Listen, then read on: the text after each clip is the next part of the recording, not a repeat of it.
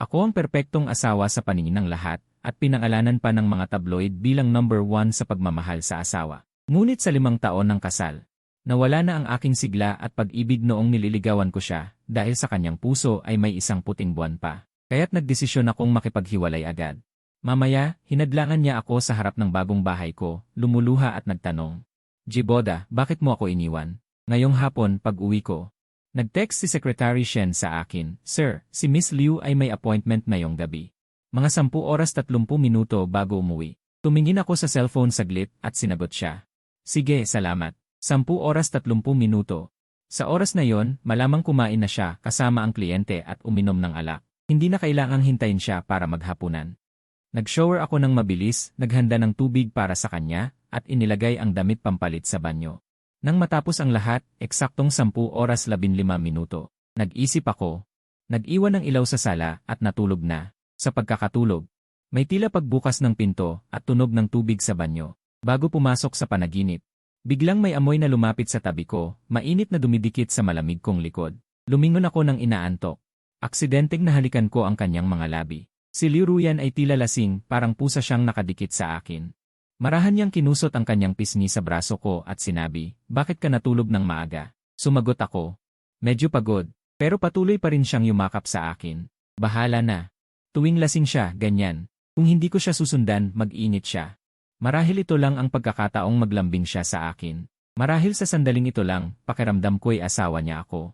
Hindi ko siya matanggihan. Matapos ang kasiyahan, hating gabi na. Nakatulog siya ng mahimbing sa aking bisig, pero hindi ako makatulog. Tumayo ako at nagbuhos ng alak. Umupo ako sa sala, nakatitig sa wedding photo sa dingding. Kailan kaya? Makipaghiwalay na kaya ako? Si Liu Ruyan at ako ay nagkakilala sa unibersidad. Noon, siya ay isang nagniningning na diyosa, may magandang pamilya. Matalino at maganda ang itsura, perpektong-perpekto.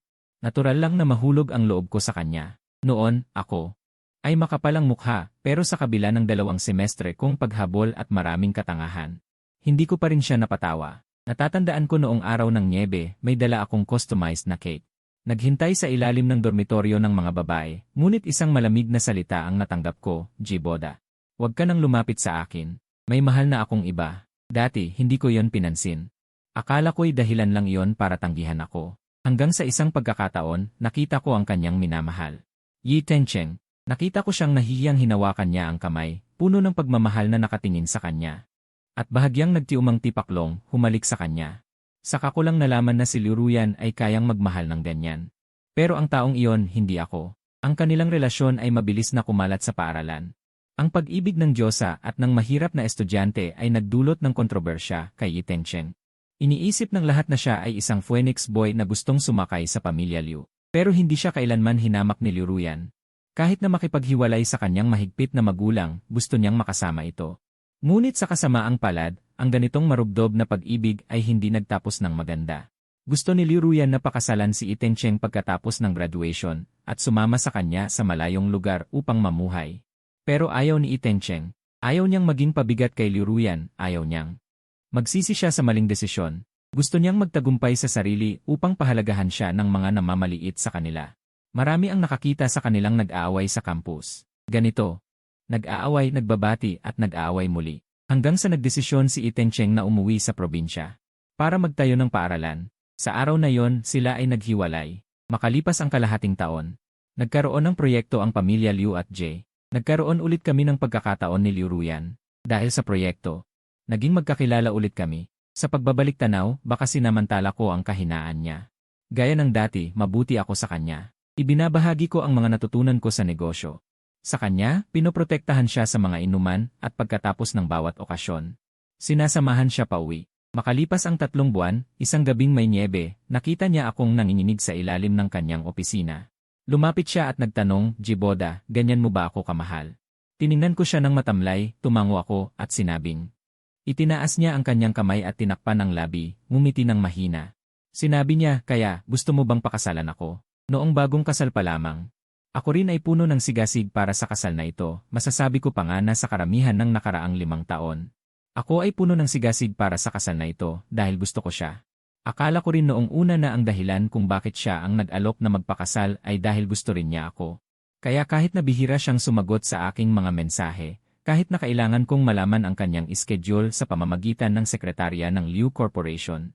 Kahit na tila wala nang mas intimate pang kilos sa amin bukod sa karaniwang buhay mag-asawa, hindi nito napawi ang aking pagmamahal sa kanya. Walang hanggang pag-ibig. Ang negosyo ng G Corporation ay palaging pinamamahalaan ko at ng aking kapatid.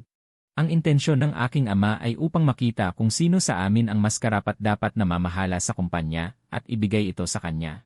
Ngunit alam kong kulang ako sa pagpapasya, ngunit magaling sa pagpaplano, kaya mula noon. Wala akong interes sa kapangyarihan. Ngunit iba si Liu Ruyan, siya ay nag-isang anak na babae. Walang kapatid at kalaunan ay mamamahala sa negosyo ng Liu. Mahigpit ang matandang Liu. Ang mga miyembro ng lupo ng Liu ay pinahihirapan din siya kahit bata pa siya. Alam kong kahit hindi niya sabihin.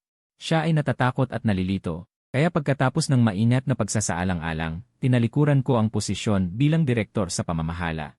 At pumunta sa Liu Corporation upang tulungan siyang pamahalaan ang pinakamagulong sangay noong panahong iyon. Alam kong bilang isang batang babae, gaano kahirap para sa kanya na manatiling matatag sa malaking kumpanyang ito, kaya sinikap kong huwag siyang pabahain sa ibang bagay. Kahit na magkasakit ako dahil sa pagod, hindi ko sasabihin sa kanya at mag-isa akong pupunta sa ospital. Hanggang sa araw na yon, hindi sinasadyang natagpuan ko ang isang kahon at ang isang dokumento sa loob ay nagpakita na siya ay patuloy na nag-donate ng hindi nagpapakilala sa isang rural elementary school sa loob ng ilang taon. At ang punong guro ng rural elementary school na yon, bilang pasasalamat sa hindi nagpapakilalang mabuting tao, bawat taon pagkatapos matanggap ang donasyon, ay sumusulat ng liham bilang pasasalamat. At ipinapadala ito sa pamamagitan ng kaugnay na ahensya. Ang mga liham na iyon ay maayos na nakatiklop. Nakasalansan sa kahon kahit walang labis na kulubot. At ang punong guro ng rural elementary school na yon, si Itencheng, inaumagahan pagising ko, inayos ko na ang katulong na magluto ng almusal sa kusina. Biglang lumapit si Liu Ruyan sa aking likod at marahang niyakap ako. Nagulat ako. At lumingon ako sa kanya. Noong una, lagi kong ipinapaalala sa katulong na maghanda ng 2 almusal kahit kumain man siya sa bahay o hindi. Pero kamakailan, hindi ko na pinapagawa ang 2 bahagi, kundi para sa akin lamang. Umiling ako. At inilagay ang itlog na roll na niluto ng katulong sa plato, at inabot sa kanya, sinabing, ikaw na muna ang kumain nito. Tiningnan niya ang plato at bahagyang natigilan. Sinabi ko, kumain ka na habang mainit. Hindi muna ako pupunta sa opisina, diretso ako sa supplier. Kakain na lang ako kahit saan sa daan. Ibinaba ko rin ang gatas at tumalikod na para umalis. Jiboda. Bigla niya akong hinawakan, tila may sasabihin ngunit tumigil. Lumingon ako. At nagtatakang tininan siya at nagtanong, may problema ba? Lumapit siya. Niyakap ang aking baywang, itinaas ang ulo at tumingin sa akin, nagtanong, parang hindi maganda ang iyong kalooban kamakailan. Dahil ba sa maraming trabaho sa sangay kamakailan, naisip ko. Kamakailan ay medyo pagod nga, dahil lagi kong iniisip ang tungkol sa diborsyo. Medyo pagod sa puso, sabi niya. Wala akong gagawin ngayong gabi. Narinig ko kay Sekretarya Shen na may bagong bukas na Michelin restaurant malapit sa opisina. Cantonese cuisine na gusto mo? Gusto mo bang pumunta tayo? Natigilan ako. At kinumpirma sa kanya, may oras ka ba ngayong gabi? Tumango siya. Nagtanong ako, gaano katagal? Umiti siya ng mahina. Inilubog ang ulo sa aking dibdib at kumuskos, sinabing marami-rami. Talaga, sagot ko. Siyempre, sabi niya. Tumango ako at sinabi, mahusay. Kung gayon, puntahan kita sa opisina mamayang gabi. Niyakap ko siya at biglang gumaan ang pakiramdam ko. May oras siya. Ibig sabihin, sa wakas ngayong gabi ay mapag-uusapan ng maayos ang tungkol sa diborsyo. Gayunpaman, nang gabing iyon, hindi ko pa rin hinintay si Liu Ruyan. Hindi siya tumupad sa pangako. 5:00 ng hapon, kakaalis ko lang mula sa supplier.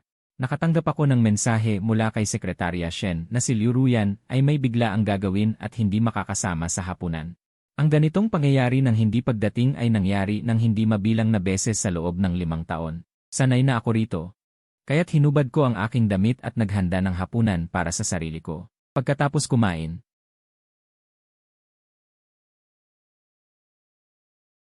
nakita ko si Liu Yanru sa isang sikat na lokal na video.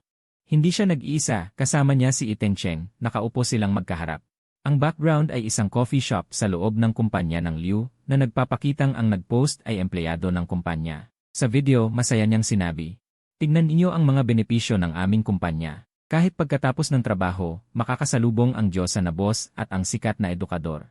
Si Direktor Yi ay kasama namin sa pag-inom ng kape. Mas gwapo pa siya sa personal kaysa sa ni, gusto ko sanang humingi ng autograph."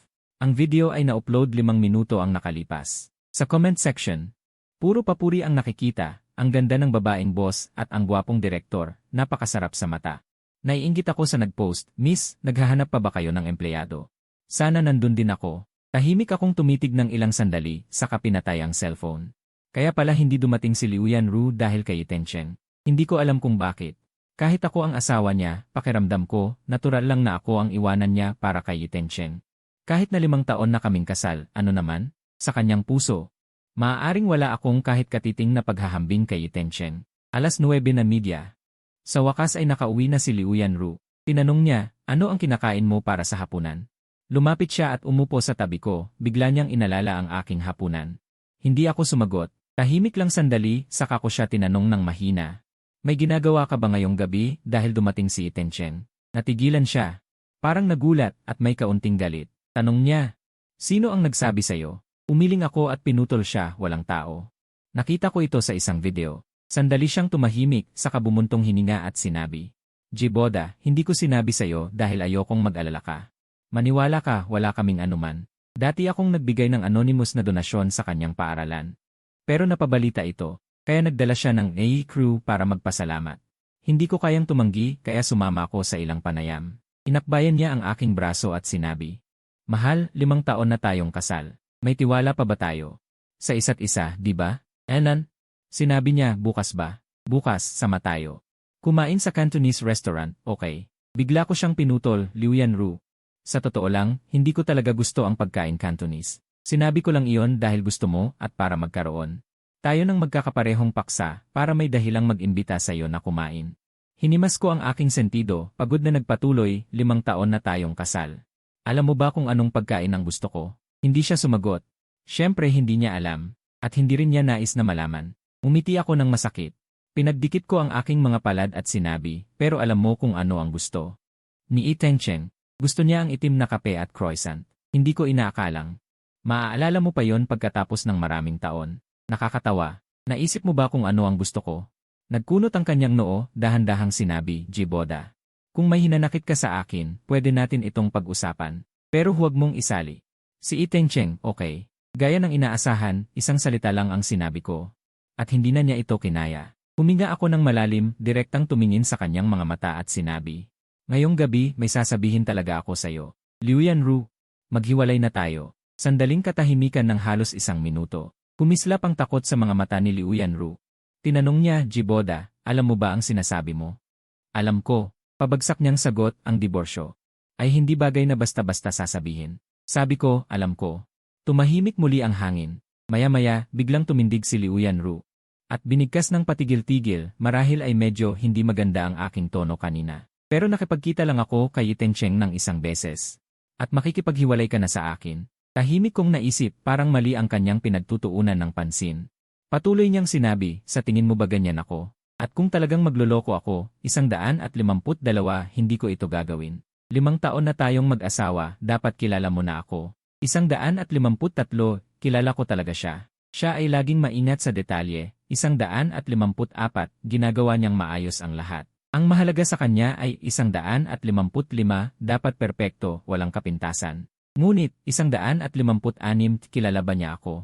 Minahal ba niya talaga ako? Nang makita ko ang video ngayong gabi, 157, ang pagkatalo ko noong estudyante pa ako ay bumalik. Ang katotohanan ay nasa harapan ko, 158, sa tuwing kasama niya si Tencheng, si Liu Ruyan ay lubos akong nakakalimutan. 150, ngunit bilang isang may sapat na gulang, kung mag-aalala pa ako tungkol sa pagmamahal, 160, mga pag-ibig at relasyon, nakakatawa na yon. Kaya sinabi ko, 161, sa tingin ko, pagkatapos ng maraming taon ng kasal, hindi talaga tayo bagay. Maaari kang magkaroon ng mas mahusay na pagpipilian.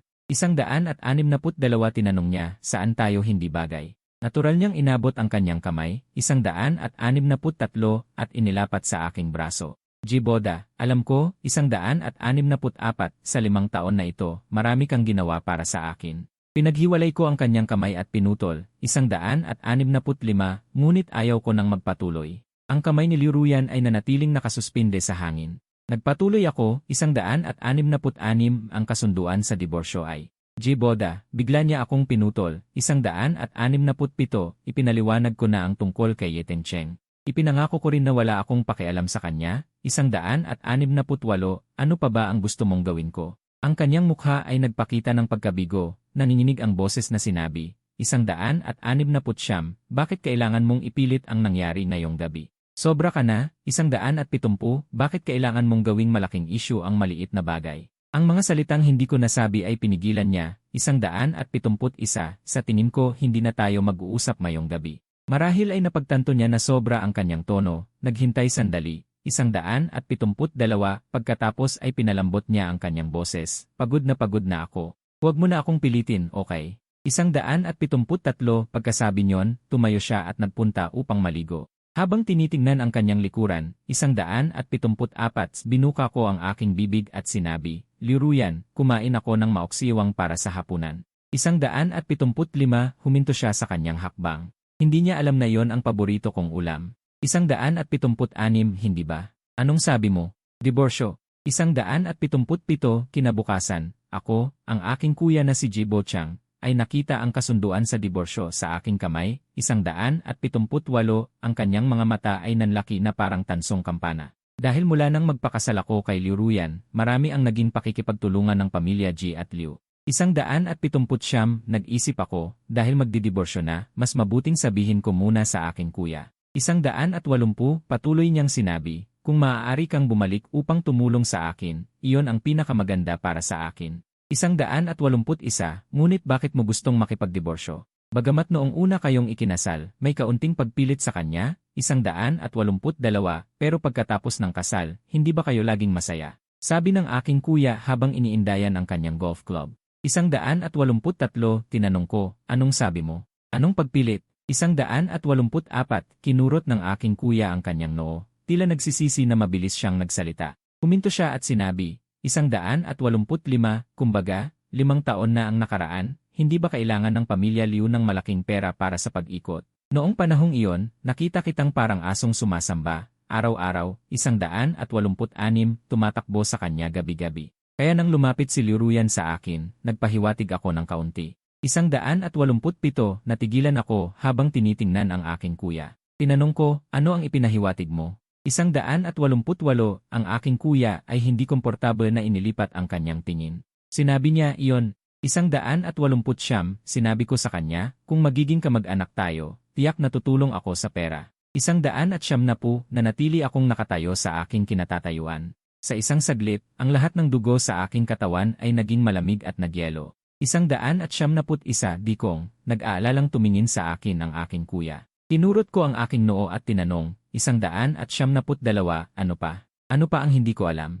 Ang aking kuya ay nagdalawang isip na magsalita. 173, muling binuka ko ang aking bibig at sinabi, Dikong, magdidiborsyo na ako. 174, ano pa bang hindi mo masabi? Sinabi niya, hindi rin naman malaking bagay. 175, sa araw ng inyong kasal, dumating ang dating nobyo ni Liu Ruyan. Sinabi niyang gusto niyang makita si Liu Ruyan, 176, pero noong panahong iyon, natatakot akong magkaroon ng problema. Sinabi ko na kayo ay masaya ngayon, at malamang ay ayaw siyang makita ni Liu Ruyan, 177, pinaalis ko siya. Hinawakan niya ang kanyang ulo. Dahil may mga tao mula sa pamilya Liu noong panahong iyon, 178, kaya kung alam ba ni Liu Ruyan ang tungkol dito, hindi ko rin alam. Ah, ganyan pala. 179, ganyan pala. Akala ko gusto niyang pakasalan ako dahil naantig siya sa akin, 200 na may kaunti siyang pagmamahal sa akin. Ngunit ang kasal, hindi ko rin gagawin yon. 5 taon na tayong mag-asawa, dapat kilala mo na ako. Kilala ko nga siya. Siya ay laging maingat sa lahat ng bagay. Lahat ng gagawin niya ay pinag-iisipan niyang mabuti, maayos at organisado. Ang mahalaga sa kanya ay perpekto at walang pagkakamali. Pero, kilala ba niya ako? Minahal ba niya talaga ako? Ngayong gabi pagkatapos mapanood ang video, muling bumalik ang pagkabigo mula noong estudyante pa ako. Ang katotohanan ay nasa harapan ko. Kapag katabi niya si Cheng, si Liu Ruyan ay tuluyan akong kakalimutan. Pero bilang isang may sapat na gulang, kung magtutuon pa ako sa kung gusto niya ba ako o hindi.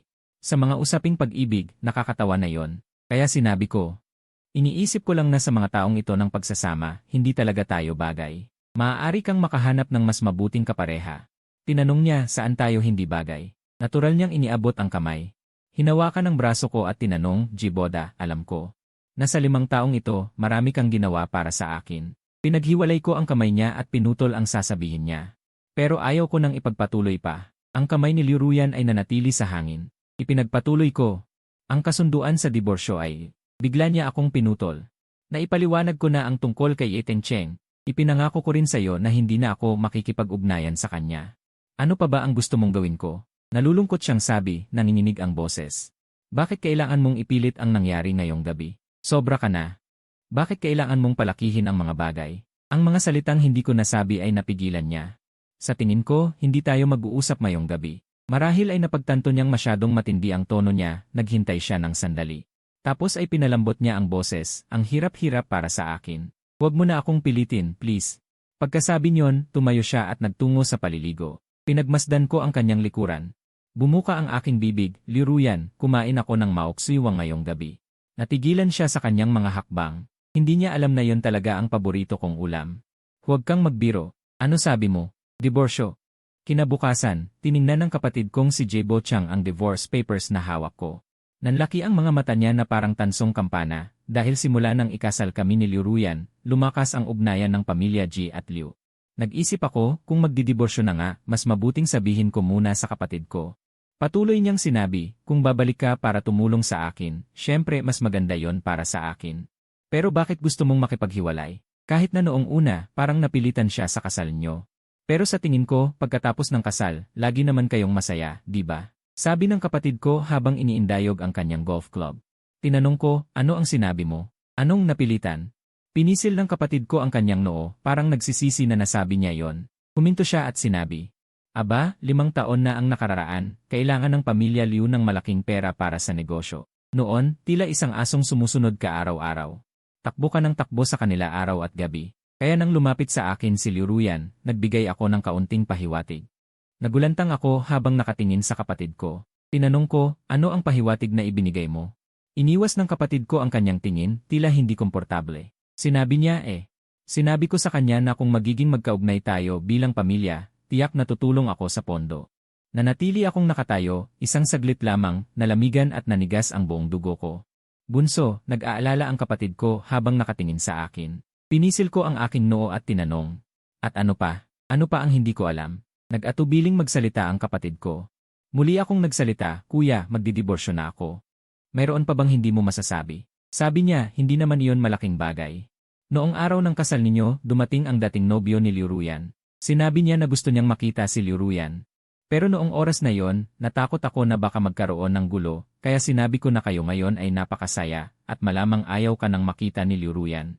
Pinaalis ko siya. Hinimas niya ang kanyang ulo, dahil noong oras na yon ay may mga tao rin mula sa pamilya Liu. Kaya kung alam ba ni Liu Ruyan ang tungkol dito, hindi ko rin masyadong alam. Ganun pala yon. Ganun pala yon. Akala ko na gusto niyang pakasalan ako, dahil napamahal ako sa kanya. Na may kaunti rin siyang pagmamahal sa akin. Ngunit ang kasal na ito pala ay pinilit siya ng pamilya Liu na pakasalan ako. Ito ang resulta ng pagtitiis. Ang lihim na salitang iyon mula sa aking dugo 5 taon na ang nakaraan, ganito pala ang kahulugan. Jiboda, ganoon mo ba ako kamahal, na gagamitin mo ang ganitong paraan? Para pilitin akong pakasalan ka. Kaya kahit na napangasawa niya ako sa pagitan namin. Isang malalim na bangin ang kanyang iginuhit. Kaya siya laging malamig at malayo, at may pader na hindi nakikita sa kanyang puso. Noong bagong kasal kami, lagi akong nasisiyahang magpadala sa kanya ng mensahe, para yayain siyang lumabas. Gusto ko siyang dalhin sa ibang karanasan ng panahon, ngunit lagi siyang walang pakialam, at sa pamamagitan lang ng sekretarya. Nakikipag-usap sa akin tungkol sa kumpanya. Unti-unti, nabawasan ang aking mga sinasabi. At hindi na rin basta-basta nakikipag-ugnayan sa kanya. Ang pangunahing kontak ko ay si Secretary Shen na. May normal kaming buhay mag-asawa, at sa aming mga sandali ng pagmamahalan, marahan siyang nagsasalita. Paulit-ulit na tinatawag ang aking pangalan. Akala ko, ito ang patunay ng aming pagmamahalan. Pero minsan akong nagbanggit ng pagkakaroon ng anak, sinabi niyang hindi pa siya handang maging ina, at marami pa siyang gagawin. Ngayon ko lang naisip, malamang hindi niya naisip na magkaroon ng aming anak. Kung tutuusin, asawa lang ako niya, wala nang iba. Kagabi, tinanong niya ako, ipinangako niyang wala siyang ibang relasyon kay Ethan Cheng. Ano pa bang gusto ko sa kanya? Totoo naman. Sa araw ng aming kasal, silang dalawa ay may pagkakataon na muling magsimula. Dahil sa akin, muli silang nawalan ng pagkakataon at baka tuluyan na itong mawala. Ako ang salarin, ano pa bang gusto ko sa kanya? Pero noong una, mahal ko siya. Hindi ganito ang gusto ko. Noong kasama niya si Iteng Cheng, bagamat naiingit ako sa kanya. Hindi ko naisipan na sila'y paghiwalayin, lalo na siyang pilitin na pakasalan ako. Minahal ko siya. Gusto ko siyang maging masaya, pero sa ganitong paraan niya ako pinarusahan sa loob ng 5 taon. Wala akong patutunguhan sa paglalakad sa kalsada, ngunit hindi ko namalayan, nakarating ako sa harap ng kumpanya ni Liu. Sa aking portfolio ay ang inihandang kasunduan sa diborsyo. Naisip ko, nagpadala ng mensahe kay Secretary Shen na sinasabing nasa kumpanya ni Liu ako para hanapin si Liu Ruyan. Gusto kong makipaghiwalay. Ayoko nang maghintay pa. Pagdating sa unang palapag, nakita ko si Iteng Cheng. Nakangiti siyang nakikipag-usap sa receptionist. Nang marinig ang yabag, tumingin siya sa likod at nakita rin ako. Mas payat siya kaysa sa video. Tumango siya sa akin at sinabing, "Matagal na tayong hindi nagkita. Pumunta kami sa coffee shop sa unang palapag." Sinabi niya, "Hindi ko inaasahan na makakakain ako dito ng croissant at black coffee na kapareho ng lasa sa coffee shop ng dati naming paaralan. Nakakamiss." Tumawa siya na presko pa rin at guwapo. Nagsalita siya ng may paggunita. Panahon ng estudyante ang galing-galing. Usang niyang kinausap ako tungkol sa mga nangyari sa mga nakaraang taon. Talagang napakahusay niya. Noong bumalik siya sa probinsya para magtayo ng paaralan, natulungan niya ang maraming batang walang pag-aaral. Ngayon, nasa maayos na ang paaralan at siya ay naging tanyag. Taos puso akong pumuri, ang galing-galing mo talaga. Umiti siya. Sa mga bagay na ito, nakikita lang ng mga tao ang magandang bahagi. Sa totoo lang, noong mga panahong iyon, halos sumuko na rin ako. Kinuha niya ang tasa, uminom ng kape at sinabing, "Sa totoo lang, noong araw ng inyong kasal, pumunta ako rito para hanapin si Liu Ruyan." Tumahimik ako, walang sinabi. Sinabi niya, "Bata pa ako at mapagmataas noon, akala ko na ang pag-alis ko sa kanya ay para sa kanyang ikabubuti. Nagdesisyon akong makipaghiwalay sa kanya nang hindi ko siya tinatanong. Hindi ko kailanman inisip kung ano talaga ang kailangan niya.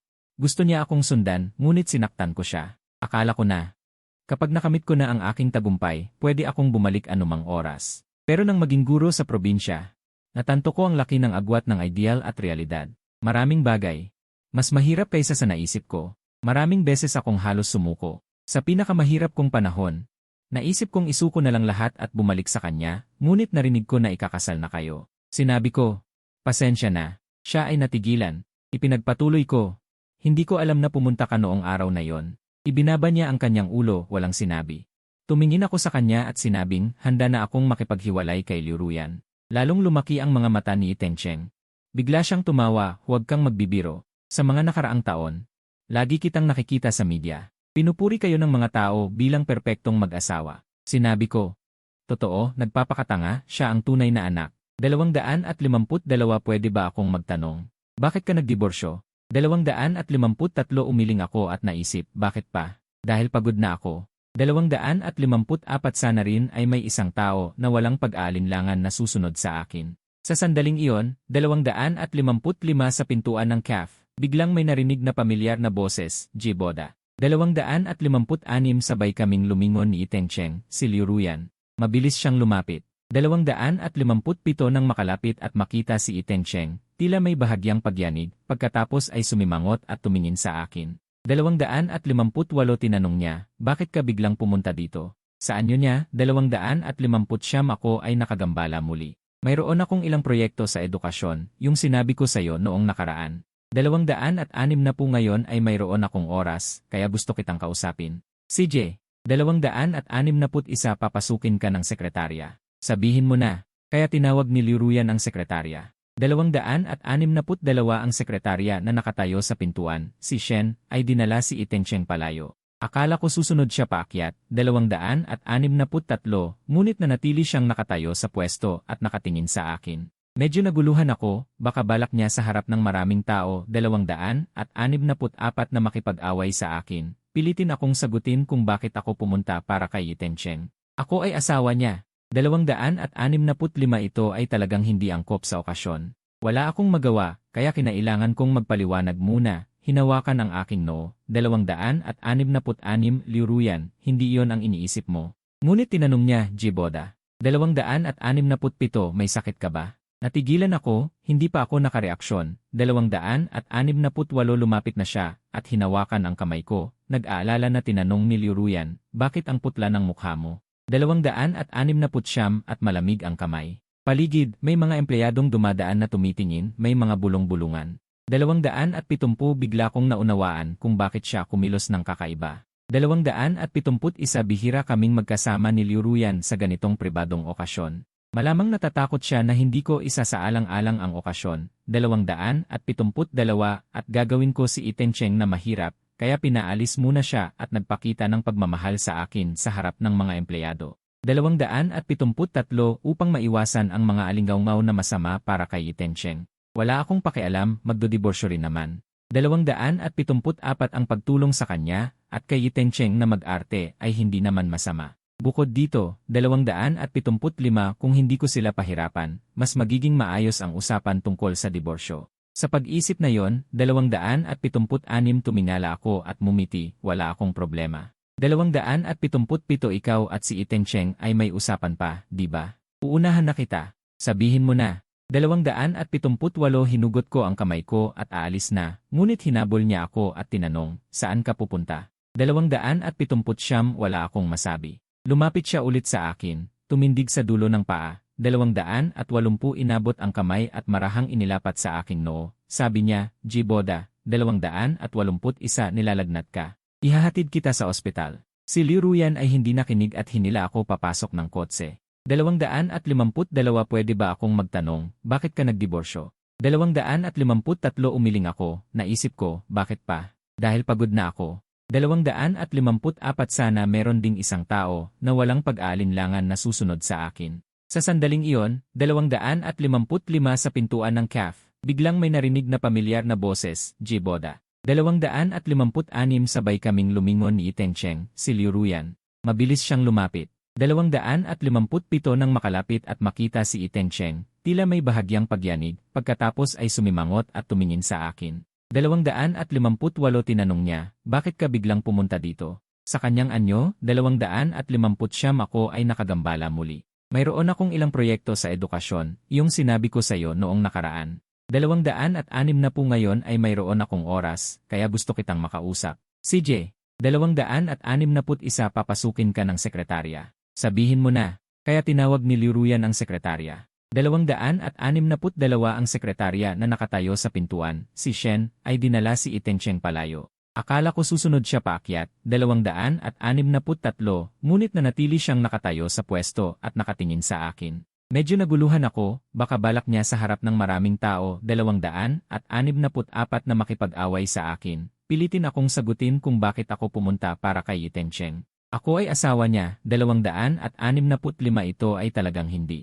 Angkop sa okasyon. Wala akong magawa, kaya kinailangan kong magpaliwanag muna. Hinawakan ang aking noo, 266 Liuruyan, hindi iyon ang iniisip mo. Ngunit tinanong niya, Jiboda, 267, may hindi ka ba maayos sa katawan? Natigilan ako, hindi pa ako nakareaksyon. 268 lumapit na siya, at hinawakan ang kamay ko. Nag-aalala na tinanong ni Liuruyan, bakit ang putla ng mukha mo? 269 at malamig ang kamay. Paligid, may mga empleyadong dumadaan na tumitingin, may mga bulong-bulungan.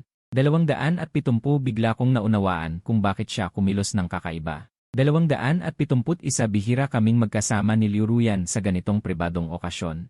Malamang natatakot siya na hindi ko isasaalang-alang ang okasyon. 272 at gagawin ko si Itencheng na mahirap, kaya pinaalis muna siya at nagpakita ng pagmamahal sa akin sa harap ng mga empleyado. 273 upang maiwasan ang mga alinggaw-ngaw na masama para kay Itencheng. Wala akong pakialam, magdodiborsyo rin naman. 274 ang pagtulong sa kanya, at kay Itencheng na mag-arte ay hindi naman masama. Bukod dito, 275 kung hindi ko sila pahirapan, mas magiging maayos ang usapan tungkol sa diborsyo. Sa pag-isip na yon, 276 tumingala ako at mumiti, wala akong problema. 277 ikaw at si Jiboda ay may usapan pa, di ba? Uunahan na kita. Sabihin mo na. 278 hinugot ko ang kamay ko at aalis na, ngunit hinabol niya ako at tinanong, saan ka pupunta? 279 wala akong masabi. Lumapit siya ulit sa akin, tumindig sa dulo ng paa, 280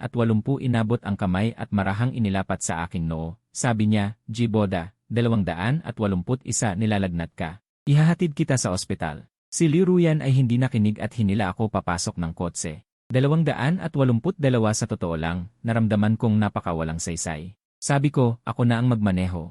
283 kapag magkasama kami, para mas makapagpahinga siya, ako ang nagmamaneho. 284 ngunit umiling siya, may sakit ka, ako na ang magmaneho.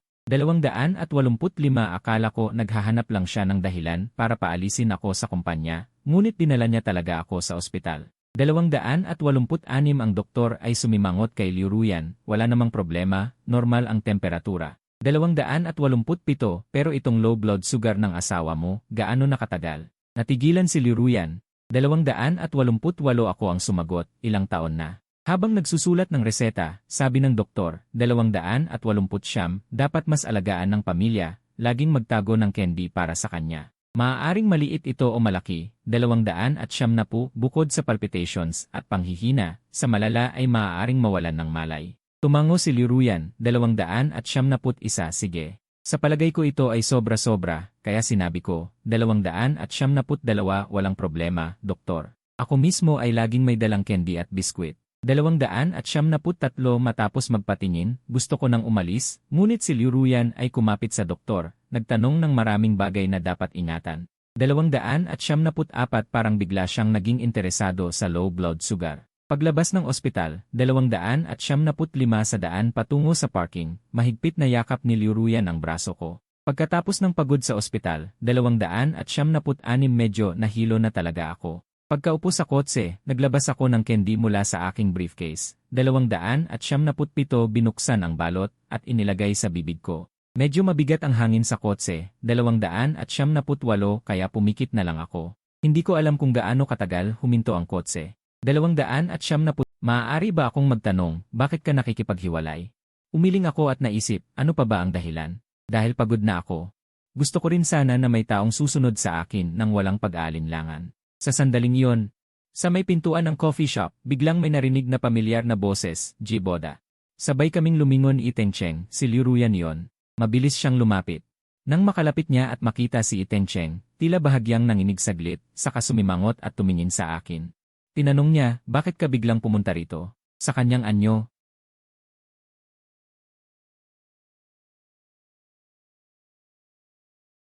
Ako na naman ang nakikialam. Mayroon akong ilang proyekto sa educational technology, yung sinabi ko sa iyo noong nakaraang pagkakataon. Ngayon ay may oras ako, kaya gusto kitang makausap. CJ, papaukulin kita ng sekretarya. Sabihin mo na, kaya tinawag ni Liruyan. Ang sekretaryang Shen na nakatayo sa may pintuan, at isinama si Itencheng palayo. Akala ko sasama siya paakyat. Pero siya ay nanatili pa ring nakatayo sa kanyang kinatatayuan habang nakatingin sa akin. Medyo naguguluhan ako, balak ba niyang sa harap ng maraming tao? Makipag-away sa akin at pilitin akong sagutin kung bakit ako pumunta kay Itencheng. Ako naman ay kanyang asawa. Ito ay masyadong hindi naaayon sa okasyon. Wala akong magawa kaya kinagat ko ang aking noo at nagpaliwanag muna. Liruyan, hindi iyon ang iniisip mo. Pero tinanong niya, Jiboda, may masama ba ang pakiramdam mo? Natigilan ako, hindi pa ako nakareact. Lumapit na siya at hinawakan ang kamay ko, nag-aalalang tanong ni Liruyan, bakit maputla ang mukha mo? At malamig ang kamay mo? Sa paligid, may mga empleyadong dumadaan na tumitingin at may bulong-bulungan. Bigla kong naunawaan kung bakit ganito ang kanyang kakaibang pag-ugali. Bihira kaming magkasamang lumitaw ni Liruyan sa mga pribadong okasyon. Marahil ay natatakot siya na hindi ko isaalang-alang ang lugar. At gagawin kong mahirap para kay Itencheng, kaya pinaalis muna siya at nagpakita ng pagmamahal sa akin sa harap ng mga empleyado. Upang maiwasan ang anumang chismis na hindi pabor kay Itencheng, wala akong pakialam, magdidiborsyo naman na kami.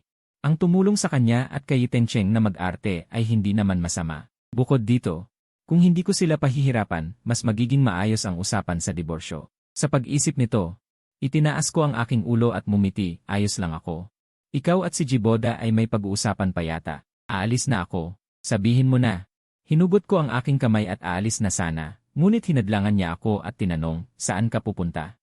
Wala akong masabi, lumapit siya muli sa akin, nagtaas ng kanyang mga tipto. Inabot niya ang kanyang kamay at marahang hinawakan ang aking noo, sinabi niya, Jiboda. May lagnat ka, ihahatid kita sa ospital, sabi ni Liu Ruyan at hinila ako papasok sa kotse nang walang paliwanag. Sa totoo lang, sa tingin ko ay nakakainis ito, sinabi ko, ako na ang magmaneho. Kapag magkasama kami, para mapahinga siya ng mas matagal, ako ang laging nagmamaneho. Ngunit umiling siya at sinabi, may sakit ka, ako na ang magmaneho. Akala ko nag-imbento lang siya ng dahilan para umalis ako sa kumpanya, ngunit hindi, dinala niya talaga ako sa ospital. Sumimangot ang doktor kay Liu Ruyan at sinabi, wala namang problema, normal ang temperatura. Ilang tagal na ba ang mababang asukal sa dugo ng asawa mo? Natigilan si Liu Ruyan. Ako mismo ang sumagot, ilang taon na. Sumulat ang doktor sa medical na record habang nagsasalita. Dapat bigyan ng pansin ng pamilya, laging may daladalang candy para sa kanya. Ito'y maaaring maliit o malaking bagay. Bukod sa palpitations at panghihina, kung malala ay maaaring mauwi sa pagkawala ng malay. Tumango si Liu Ruyan. CJ, sa palagay ko ito'y sobrang pag-aalala, kaya sinabi ko. Wala pong problema doktor, lagi po akong may dalang candy at biskwit sa buong taon. Pagkatapos magpatingin sa doktor, gusto ko nang umalis agad, ngunit si Liu Ruyan ay nagtanong pa ng maraming bagay sa doktor. Parang bigla siyang naging interesado sa mababang asukal sa dugo. Paglabas ng ospital. Sa daan patungo sa parking lot, mahigpit na yakap ni Liu Ruyan ang aking braso. Pagkatapos ng pagod na pag-ikot sa ospital.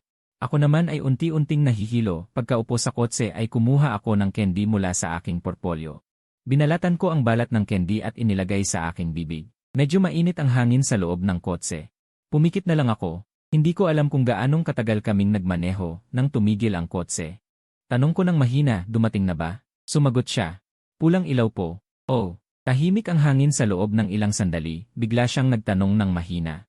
Tinanong ko siya ng may pag-aalinlangan, hindi ko maintindihan kung ano ang kanyang itinatanong. Ipinara niya ang kotse sa tabi ng kalsada at seryosong nagtanong kung masama ba ang aking pakiramdam.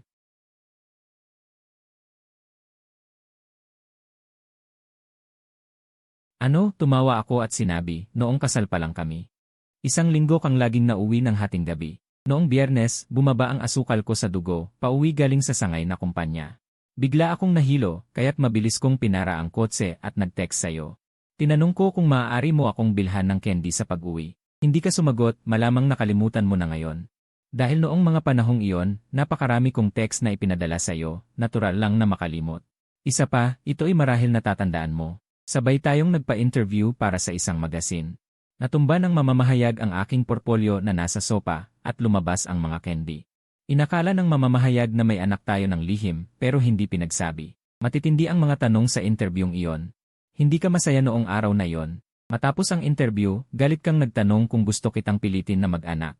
Kaya ba ako nagdala ng mga bagay na iyon upang pag-usapan ako ng mga tao? Bakit hindi mo sinabi? Dahil hindi niya ako binigyan ng pagkakataon at ayaw kong dahil sa maliit na sakit na ito ay magkaroon siya ng dahilan upang umayaw sa akin. Ayaw niya ng candy, kaya inilagay ko ito sa nakatagong bulsa ng portfolyo upang hindi na niya makita. Gusto niyang maging pinuno ng pamilya Liu, kaya ginawa ko ang lahat ng aking makakaya upang tuparin ang kanyang nais. J. Boda, bigla niyang hinawakan ang aking kamay at sinabi, nakahanap ako ng isang restoran ng Sichuan. Sana ay makakain tayo doon ngayong gabi, parang bahagyang nanginginig ang kanyang katawan, ani niya. Ngunit masama ang pakiramdam mo. Ngayong gabi, kumain na lang tayo ng magaan, okay? Umiling ako at sinabi, uwi na lang ako at kakain ng lugaw. Hindi mo na kailangan samahan ako. Bumalik ka na sa kumpanya, pilit niyang sinabi, J. Boda. May oras talaga ako ngayong gabi. Hindi ko maiwasang paalalahanan siya, hinihintay ka pa ni Tencheng. Sinabi niya, sana narito ang sekretarya. Hindi ko maintindihan kung bakit, kaya tinanong ko siya. Kaya, may oras ka ba talaga ngayong gabi? Tumango siya. May oras ako. Nag-isip ako at sinabi. Kung gayon, dahil may oras ka, umuwi na lang tayo ng diretsyo. Okay lang ba? Tumango siya, may kislap ng kagalakan sa kanyang mga mata. Sige, umuwi na tayo. Biglang naging mas magaan ang aking kalooban. Sinabi ko, pag-uwi, pag-usapan nating mabuti ang tungkol sa diborsyo. Matagal na katahimikan mula kay Liu Ruyan. Siya ay talagang isang sensitibong tao. Mula kagabi hanggang ngayon, sa tingin ko, dapat ay naunawaan na niya. Ang diborsyong aking sinasabi ay seryoso. Pagdating sa bahay, mahinahon kong inilabas ang kasunduan sa diborsyo. Sinabi kong inabot ako ng isang buwan. Dapat ay naisip ko na ang bawat punto. Ang aming diborsyo ay walang epekto sa pamilya G.O. Liu. Aalis ako sa pamamahala ng sangay na kumpanya ng Liu. Kung may gusto kang idagdag, maaari mong idagdag. Maaari nating pag-usapan. Tahimik niyang tiningnan ang kasunduan sa diborsyo, hindi nagsalita. Umupo ako sa tapat niya at sinabi, alam kong abala ka, kaya sinubukan kong ihanda ang lahat ng maayos. Saka ko sasabihin sa'yo upang mas mapabilis tayo. At hindi sayangin ang oras ng bawat isa. Hindi ako pumapayag, bigla niyang itinulak palayo ang kasunduan. Iniwas niya ang kanyang mukha. Napatigil ako at tinanong, sa anong bahagi ka hindi pumapayag? Binuksan ko ang kasunduan at naguluhan, ito ba ang bahagi tungkol sa mga bahagi, Sheres? Nagbigay na ako ng pinakamalaking konsesyon dito. Kung babawasan pa, natatakot ako sa aking kapatid. Bigla niyang iniabot ang kamay. Hinawakan niya ang kasunduan. Tiningnan ako niya, salita sa salitang sinabi. Jiboda, hindi ako pumapayag sa diborsyo. Nagkatitigan ang aming mga mata. Ang kanyang ekspresyon ay tila seryoso. Bakit? Matapos itanong. Bigla akong naliwanagan at sinabi, sa tingin mo ba ay maganda ang aking pamamahala sa sangay na kumpanya nitong 5 taon? Kaya natatakot kang hindi magaling si Iteng Cheng at mapag-usapan. Hindi mo kailangang mag-alala. Basta't handa siyang magsikap, magagawa niya ito ng maayos. Nag-isip ako. Muli akong pumunta sa aparador ng mga libro at kumuha ng 5 notebook. Sinabi ko sa mga notebook na ito, nakatala ang maraming mahahalagang paalala sa loob ng kumpanya ng Liu at sa pakikipag-usap sa media. Pati na rin ang mga contact ng mga supplier, ang sitwasyon at komposisyon ng mga tauhan ng sangay na kumpanya. Huwag kang mag-alala. Maaari kong isalin ang lahat ng ito. Kung kailangan niya ng tulong sa hinaharap, maaari siyang magtanong sa akin anumang oras. Biglang tumaas ang boses ni Jiboda, namumula ang kanyang mga mata. Tiningnan ko siya nang hindi maintindihan. Humagulhol siya at sinabi, ano ang tingin mo sa ating kasal? At ano ako sa'yo? Isa lang ba akong trabaho mo? Hindi ako nagsalita. Lumilingon na lang ako sa bintana. Paano naman ito magiging isang trabaho? Dahil ito ay totoong-totoo, ang kasal na ito. Para matupad ang kanyang mga pangarap kaya ako nagsumikap. Ngunit ngayon, ano pang saysay ng mga salitang ito? Jiboda. Dahan-dahan niyang hinawakan ang kamay kong nasa mesa at sinabing, mag-asawa tayong magkakasama sa isang kama. Sumagot ako. Pero bukod sa pagtulog sa isang kama, wala tayong kahit katiting na parang tunay na mag-asawa. Natigilan siya at sinabing tayo. Pinutol ko, ilang beses tayong kumain ng magkasama bawat buwan. Bilangin mo sa isang kamay. Mas marami pang sinabi mo sa akin kaysa sa sinabi ko kay Secretary Shen. Hindi ko alam kung paano ang ibang mag-asawa, pero alam ko. Ang ganitong kasal ay hindi na kailangan. Hinugot ko ang aking kamay at nagpatuloy, Liuyan. Sa totoo lang, nitong mga nakaraang panahon, marami akong pinag-isipan. Sa kasal na ito, wala kang kasalanan. Noong una, ako ang nanligaw sa iyo, ako ang gustong pakasalan ka. Sa loob ng 5 taon, wala kang ginawang masama sa akin. Ako ang matigas ang ulo na nagpatuloy sa walang pagmamahal na kasal na ito, hawak-hawak ka at ayaw kang pakawalan. Maaari naman talagang ituloy ang ganitong pamumuhay, pero sa tingin ko, sa buhay, dapat tayong makasama ang taong gusto natin at gusto rin tayo. Dahil, kung makakasama mo ang taong gusto mo, mas magiging masaya ka, di ba? Natulala siya sa akin, at nagtanong ng walang emosyon, gusto ko. Sino sa tingin mo ang gusto ko? Umiling ako, hindi ko alam. Napabuntong hininga ako at naisip, kahit sino pa man, maging si Iteng Cheng man. O iba pa, hindi ako yon. Kinaumagahan. Umalis ako ng bahay at bumalik sa apartment na binili ko bago ikasal. Noong nakaraang gabi, tahimik kaming nakaupo ng ilang minuto. Tumayo si Liuyan para sumagot ng tawag pagkatapos ay umalis ng bahay. Hindi na siya bumalik magdamag. Dinala niya ang kasulatan ng diborsyo. Sa tingin ko, pumayag siya sa diborsyo dahil wala naman siyang mawawala. Ang singsing sa kasal, iyon na yata ang huling ugnayan namin. Bago umalis, tinanggal ko ang singsing at inilagay sa tabi ng kama. Pagkatapos kong mag-ayos, nakatanggap ako ng tawag mula sa aking kuya. Nalilito ang boses niya, hindi ba? Bakit biglang tumawag si Liuyan kaninang umaga para tanungin kung anong candy ang gusto mo? Ano bang nangyayari? Naglalaro lang ba kayo? Sa pagkakataong ito, magdidiborsyo ba kayo o hindi? Natigilan ako at sumagot, magdidiborsyo. Walang imik si Jiboda. Nag-isip ako at nagtanong, kuya, may maliit ba tayong kumpanya ng media? Hindi maganda ang takbo? Sumagot ang aking kuya. Ilang taon nang walang kita. Balak ko nang itigil at tapusin na. Hawakan ko ang telepono at tumingin sa malawak na asul na langit mula sa ika-26 na palapag. Sinabi ko, ibigay mo na lang sa akin, pwede. Sa pagtatapos ng hapon. Sa kauna-unahang pagkakataon, nakatanggap ako ng mensahe mula kay Liuyan. Nagtanong siya, ngayong gabi sa party. Sabay na tayong pumunta, okay. Tumingin ako sa telepono. At bigla akong nakaramdam ng pagkalito. Ang ganitong mensahe, dati ay si Secretary Shen ang nagpapadala sa akin. Sinabi ko, tayo na lang mag-isa. Sa panahon ng proseso ng diborsyo, hindi na ako titira sa bahay. Lumipat na ako, wala nang sagot mula sa kanya. Totoo naman, iyon ang dapat. Ngunit makalipas ang 1 oras. Nang bumaba ako para magmaneho, nakita ko si Liuyan. Hindi ko alam kung gaano siya katagal naghintay doon. Mukha siyang pagod, maputla ang mukha, at namumula ang mga mata. Hindi ko pa siya nakita na ganito kalungkot. Nagtanong ako, anong nangyari sa'yo? Tila may nagliwanag sa kanyang mga mata. Mabilis siyang lumapit at hinawakan ang aking kamay. Ngunit bigla siyang natigilan. Nasaan ang singsing mo? Sumagot ako. Tinanggal. Tanong niya, bakit hindi mo na ito sinusuot? May bahid ng pagkainis ang kanyang boses. Sabi ko, nasa proseso na tayo ng diborsyo. Hindi na kailangan, di ba? Sigaw niya, Jiboda. Itinaas niya ang boses, hindi pa ako pumapayag sa diborsyo natin. Hindi ko maintindihan. Tinanong ko, hindi ka pumayag? Kahapon ng gabi, hindi mo sinabing hindi ka pumayag. Hindi mo ba kinuha ang kasunduan sa diborsyo? Tinitigan niya ako ng matagal, biglang may luha sa kanyang mga mata. Sabi niya, hindi ko sinabing hindi ako pumayag, pero hindi rin yon nangangahulugang pumayag ako. Jiboda, niyakap niya ako, ang kanyang boses ay may pag-iyak. Ayokong makipagdiborsyo, sabi ni Liruyan, ayaw niyang makipagdiborsyo. Dati kong naisip ang maraming hadlang sa daan ng diborsyo, tulad ng aking kapatid. Tulad ng paglipat ng pamamahala sa sangay, tulad ng paghahati ng ari-arian, ngunit hindi ko inaasahan. Na matatalo sa unang yugto, ayaw niya. Halos magalit ako. Tinanong ko, bakit ayaw mo? Paanong ayaw mo?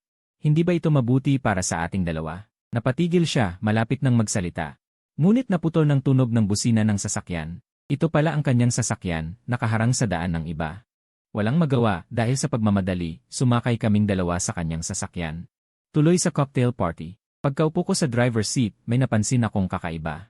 Ang likurang upuan, na dati malinis, ay puno ng mga paper bag. Mahina niyang sinabi.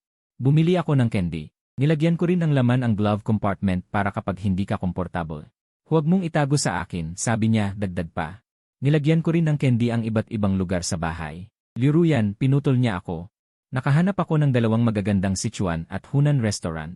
Kung may gusto kang kainin, maanghang man o matamis, sasamahan kitang kumain. Matututo rin akong magluto. Uwi ako ng mas maaga, sabay tayong kakain ng hapunan. Sa weekend, pwedeng manood tayo ng scene, maglakad-lakad. Kung ang ikinababahala mo ay tungkol kay Tencheng, maaari ko namang ipaliwanag. Ang kumpanya ay laging gumagawa ng educational charity.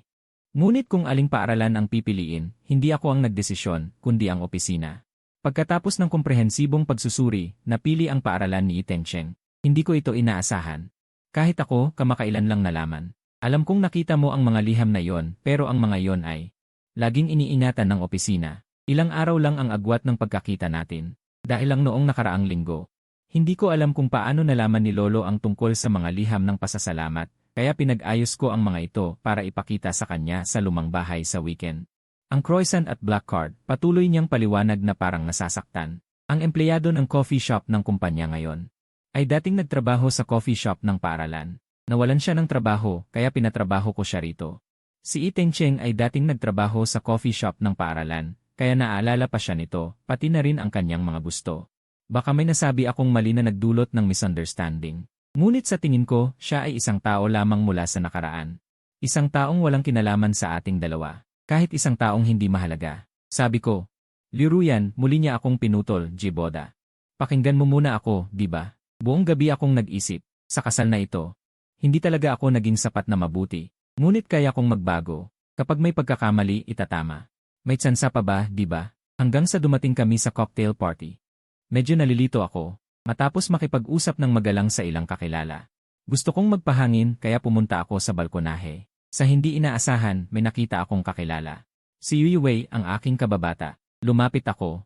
Tumingin siya sa akin, bahagyang kumunot ang kanyang mga kilay, may kislap ng kalokohan sa kanyang mga mata. Sabi niya, tingnan natin kung sino ito. Hindi ba ito ang laging pinupuri? Na perpektong asawa. Matagal na tayong hindi nagkita. Ang bunganga ng babaeng ito ay hindi pa rin maganda. Tinanong ko, kamusta ka naman?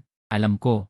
Siya ang anak sa labas ng pamilya Yu. Hindi maganda ang kalagayan niya sa pamilya Yu. Namilipit ang kanyang labi. Walang gana siyang tumango, ayos lang. Pagkasabi, iniabot niya ang kanyang kamay, umikot ang kanyang pulso, ang dulo ng kanyang daliri ay may hawak na sigarilyo. Tanong niya, gusto mo bang humitit ng isa? Medyo nag-alinlangan ako at sumagot. Bahala na, tanong niya, kailan mo ito pinahiram? Sabi ko, baka mahuli sa litrato, magiging problema. Kasi sa media sinasabi kong hindi ako naninigarilyo. Suminghot siya ng malamig at sabi, Kihay.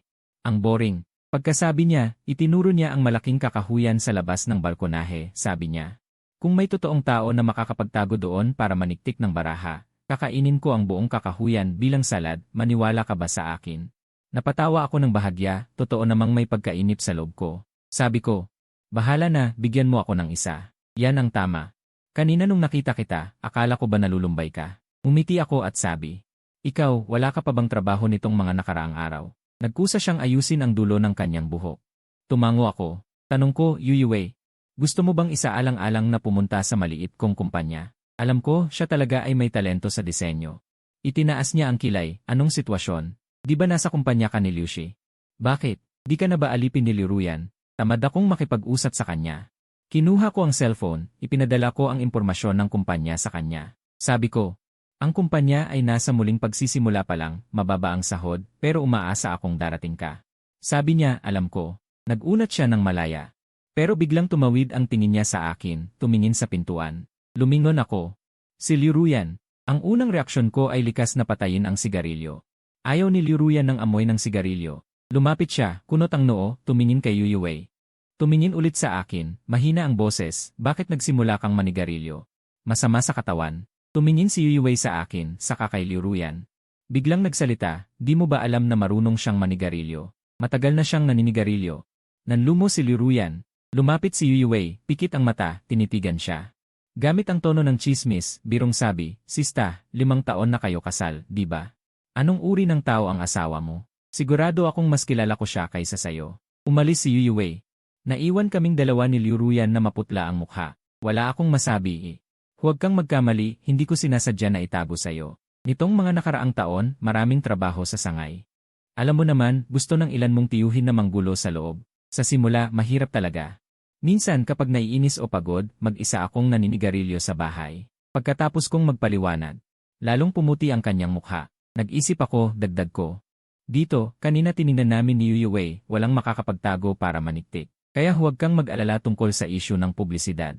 Suminghot siya. Akala mo ba ang inaalala ko ay may makuhanan ka ng litrato na naninigarilyo?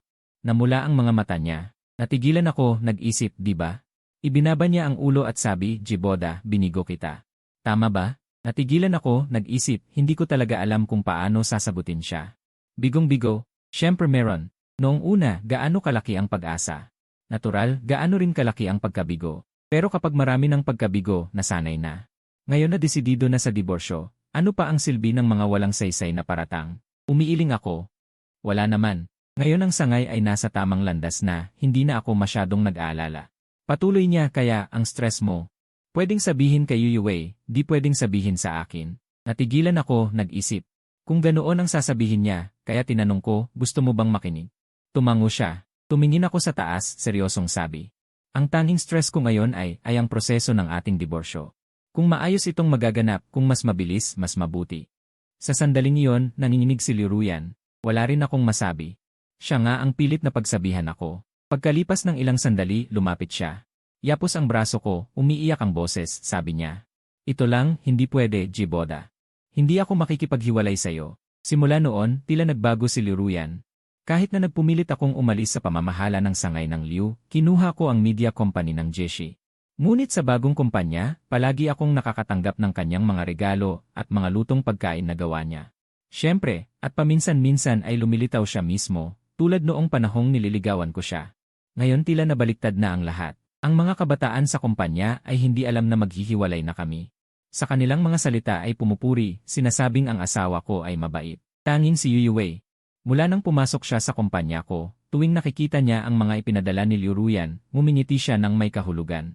Nakangiti at nanginginig ang ulo. Makalipas ang 1 buwan, ang kumpanya ay gagawa ng bid materials. Isinama ko si Yuyue, at nag-overtime kami ng ilang araw para sa isang maliit na detalye. Sa sandaling natapos na, pinakawalan ko ang aking balikat at tumingin kay Yuyue. Nakita ko na siya ay tila nakahinga rin ng maluwag. Dati, lagi siyang malaya at pabago-bago sa paggawa. Hindi pa ako nakakita ng ganito siyang seryoso. Napangiti ako. Tumingin si Yuyue ng may pagtataka. Umiti ako at nagpaliwanag, bigla kong naisip. Tila hindi sinasadyang nakahanap ako ng kayamanan. Umiti ng bahagya si Yuyue at nagbirong sinabi. Ito ba ay pagpapakumbaba ko para tulungan ka? CJ. Wala akong magawa sa kanyang ugali. Tumayo ako at sinabi, tara na. Gabi na, gusto mo bang ilibre kita ng midnight snack? Sumagot siya. Siyempre, pero wala bang dumating sa'yo ngayon? Huminto siya. Tumingin sa pinto, sumilip at sinabi, tingnan mo. Sabi ko na nga ba? Lumingon ako at nakita ko sa pinto. Si Liu Ruyan. Magaang na kinuha ni Yu Wei ang kanyang bag, kumaway sa akin at sinabi. Uuna na ako. Boss, huwag kalimutan na may utang ka sa akin na midnight snack. Tumango ako. Alam ko. Pagkaalis ni Yu Wei sa opisina. Kami na lang ni Liu Ruyan ang natira. Tahimik siyang lumapit, may daladalang dermal lunchbox. Mahina niyang tanong, kumain ka na ba? Kumain na, sagot ko. Sagot ko. Matapos ang ilang sandaling katahimikan, sinabi ko. Liu Ruyan sa tingin ko. Hindi ko natapos ang sasabihin. Bigla siyang sumugod sa aking mga bisig at niyakap ako ng mahigpit. Liu Ruyan. Hindi ko na malayan na nanigas ang buong katawan ko. Tanong ko, ikaw. Anong nangyari sa'yo? Hindi siya nagsalita, huminga lang ng malalim. Ang orasan sa dingding. Matagal, mahina niyang sinabi. Nagsiselos ako, Jiboda. Nagsiselos ako.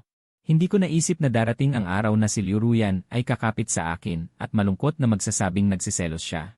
Sabi niya, dati tinanong mo ako kung bakit hindi ako pumayag na maghiwalay. Alam mo ba kung bakit? Dahil hindi ko kayang isipin na kasama mo ang iba. Tulad kanina, nakatayo ako sa pinto, nakita kitang umingiti sa kanya. Masaya kayo, hindi ko mapigilan ang selos sa puso ko. Alam ko naman. Nawala kayo ni Yu Wei, pero nagsiselos pa rin ako na para akong mababaliw. Inilubog niya ang ulo sa aking dibdib at sinabi.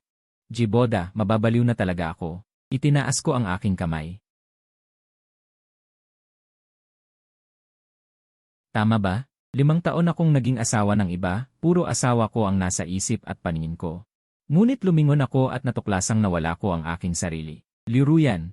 Gusto kong makipaghiwalay dahil gusto kong maging Jiboda ulit. Gusto kong mabuhay para sa sarili ko. Dahan-dahan ko siyang inalis. 5 taon na. Maghiwalay tayo ng maayos, okay ba? Umiling siya. Tumulo ang luha. Natigilan ako at lumihis palayo sa kanya. Tumayo ako, ngunit hinawakan niya ang braso ko. Asawa. Nanigas ang katawan ko. Nagmakaawa siya, isang beses lang. Bigyan mo ako ng isa pang pagkakataon, please. Ang kanyang palad ay napakainit. Bumuntong hininga ako at mahinang sinabi, sige, hanggang bago matapos ang taon. Kung kaya mong bitawan ang Liu Group, hindi tayo maghihiwalay. Natigilan siya. Ano? Sinabi ko, ito ang tanging kondisyon ko. Bahagya siyang nagdalawang isip, sabay bulong ng si pero. Jiboda, masyadong mabigat para sa akin ang kondisyong ito. Umiling ako. Sinubukan kong hilahin ang kamay, ngunit hindi pa rin siya bumitaw. Sinabi ko, ito lang ang kondisyon, wala nang ibang pag-uusapan. Ilang sandali. Binitawan niya ang kamay ko at sinabing, naiintindihan ko. Nagulat sandali ang kapatid ko, saka tumawa at umiling, magbitiw. Impossible. Magbibitiw na si Liu Ruyan. Ibinaba ko ang aking ulo. Para laruin mo. Sabi ko, alam ko. Medyo komplikado ang sitwasyon ng pamilya Liu. May 2 anak na lalaki si matandang Liu. Ang nakatatandang kapatid at ang ama ni Liu Ruyan. Noong una, balak ni matandang Liu na ibigay ang kumpanya sa pamilya ng panganay, ngunit hindi naging karapat-dapat ang pinsan ni Liu Ruyan. 6 na taon na ang nakalipas ay nagkaproblema ito at nakulong, kaya napilitang kunin ni Liu Ruyan ang kontrol ng Liu Corporation. Ngunit inakala ng ibang kamag-anak na hindi maaasahan ang isang babaeng mamahala ng kumpanya, kaya madalas silang gumawa ng kaguluhan sa loob. Lahat ay nagnanais na maging presidente. Sa loob ng 5 taon, lihim o hayagan akong humarap sa maraming mahihirap na bagay para sa kanya. Parehong mahalaga ang 2 panig. Si Liu Ruyan ay hindi lumaki sa lumang tahanan ng pamilya Liu at hindi gaanong malapit sa kanyang lolo. At matanda na ang kanyang lolo. Kung minsan ay hindi tamang humusga. Sa loob ng 5 taon, siya bilang isang babae. Mula sa mahina at walang kakayanan hanggang sa maging isang leader, walang mas nakakaalam kaysa sa akin kung gaano kalaki ang sakripisyong ginawa niya. Kaya, tiyak na hindi siya aalis sa Liu Corporation. Pinatunayan ng mga pangyayari. Ganun nga, matapos kong sabihin ang mga bagay na yon, hindi na ako hinanap ni Liu Ruyan. 3 buwan ang mabilis na lumipas. Buong puso akong nagtrabaho, ang operasyon ng kumpanya. Ay may palatandaan ng pagbuti. Masigla si na Yu Wei at iba pang empleyado, kitang-kita ko. Sa mga araw na ito, marami na rin siyang pinagbago. Ika-31 ng Disyembre. Nagdaos ang kumpanya ng maliit na taunang pagdiriwang, nagkasama-samang kumain at kumanta. Dumating din ang kapatid ko. Sabi niya, ang galing mo, nakababatang kapatid, tulad niya ng sinasabi ng lahat. Isang henyo ang pag-iisip mo, tapos ay nagsimula siyang maging sobra, hindi ba dapat mo ring asikasuhin ang mga bagay sa grupo? Si tatay lang ang pumipilit sa akin, halos mapagod na ako sa trabaho. Masaya ang lahat sa pagdiriwang. Dahil pumayag akong tulungan siya, tuwang-tuwa rin ang kapatid ko, kumanta at sumayaw. Alas 11 ng gabi, sabay-sabay kaming lumabas ng at nagkataong umuulan ng nyebe. Ang ilan na mahilig maglaro ay agad na naghagisan ng nyebe. Sa kabilang banda, sa malaking screen ng mall, ay may pinapalabas na programa sa telebisyon. Nakatayo ang kapatid ko sa likuran, walang tigil sa pagsasalita. Isang snowflake ang dumapo sa buhok ko, itinaas ko ang kamay at pinalo ito, saka tumingin muli. At nakita ko sa screen si Liu Ruyan. Siya ay elegante at magalang, sumasailalim sa interview ng mamamahayag. Tanong ng mamamahayag, Ma'am Liu, bakit bigla kayong nagbitiw at umalis sa Liu Corporation? May espesyal ba na dahilan? Umiti ng mahinahon si Liu Ruyan at sinabing, wala namang espesyal na dahilan, gusto ko lang magpahinga para samahan ang asawa ko. Nakatitig ako sa screen na naguguluhan. Lumingon ako, ang kapatid ko ay tulala rin. Nang magtama ang aming mga mata, itinaas niya ang kanyang kanang kamay at tahimik na hinawakan ang kanyang leg. Sa sandaling iyon, tumunog ang cellphone ko. Tanong ng kausap, nasaan ka? Sagot ko, sa sentro ng lungsod. Sa gitnang gusali. Sabi niya, hintayin mo ako. Darating ako agad. Sabi ni Liruyan, Boda, dapat mong tuparin ang pangako, hintayin mo ako. Ang kanyang boses ay may echo effect. Alas 11 at 45 minuto ng gabi, nasa ilalim ng gitnang gusali ako. At nakita ko si Liruyan. Lumakad siya sa ibabaw ng nyebe, patuloy na dumadapo ang mga snowflake sa kanyang balikat. Sa kanyang buhok, malabo, parang panaginip. Nagtapatang kaming dalawa. Sabi ko, bakit naman ganito? Nagbitiw ka na, paano kung hindi ka na makabalik? Umiling siya. At mumiti ng matamis, kung hindi na makabalik, hindi na. Hinawakan ko ang aking noo at sinabi, 5 taong pagsisikap, paano mo sasabihin hindi mo na gusto? Ang gulo talaga. Umiti siya at nagtanong, kaya? Nag-aalala ka ba para sa akin, di ba? Lumapit siya ng isang hakbang. Patuloy niyang sinabi, kaya may pag-asa pa ako. Di ba, Liruyan? Inabot niya sa akin ang isang tumpok ng papel.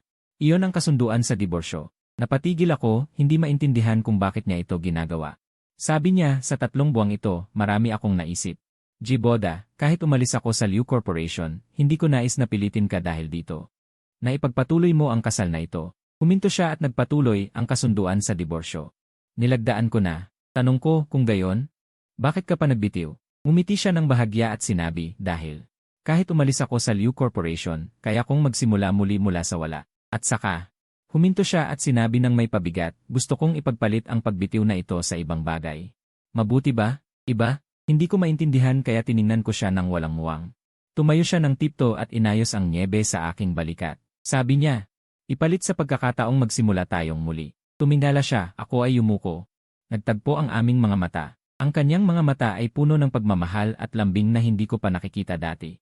Sabi niya, palitan ang pagkakataon na si Liruyan ay muling manligaw kay Boda.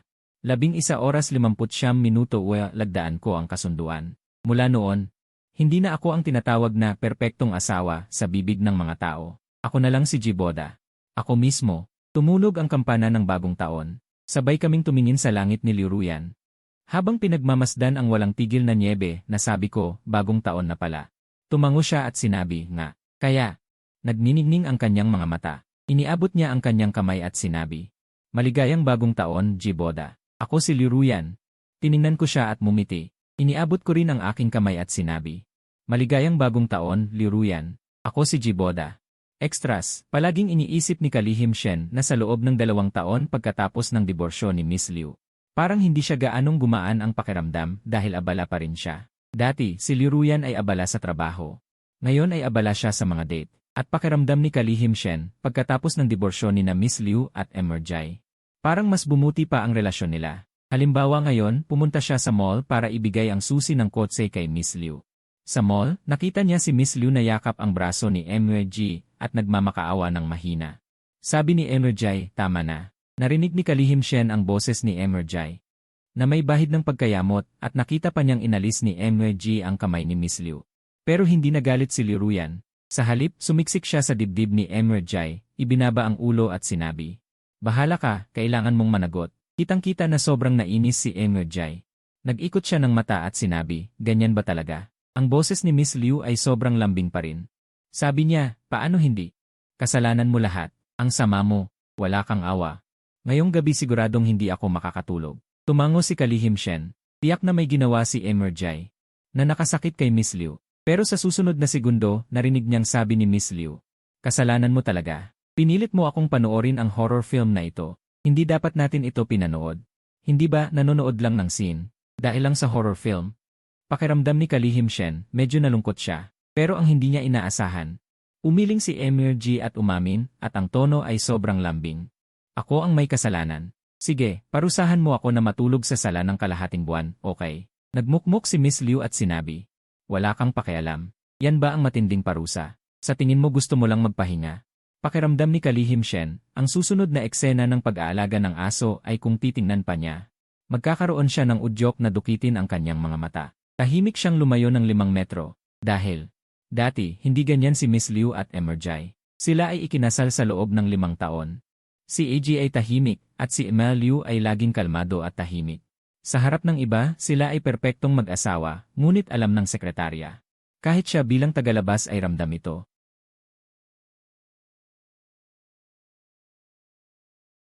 Nang maglaon, iniwan ng lalaki si Emel Liu noong panahong kailangan niya ng kasama para sa kanyang sariling pangarap. Umalis siya, at tila labis na nasaktan si Emel Liu dahil sa relasyon na yon. Ang tao ay may tendensyang protektahan ang sarili pagkatapos ng isang sugat, natatakot ng masaktan muli. Lagi nang iniisip ng sekretarya noong panahong iyon dahil ba ito kaya si Emel Liu. Sa kabila ng kabutihan ni Ijay, hindi niya maibigay ang kanyang tunay na puso, ngunit naisip din niya. Si Emel Liu ay may lugar para kay Iji sa kanyang puso.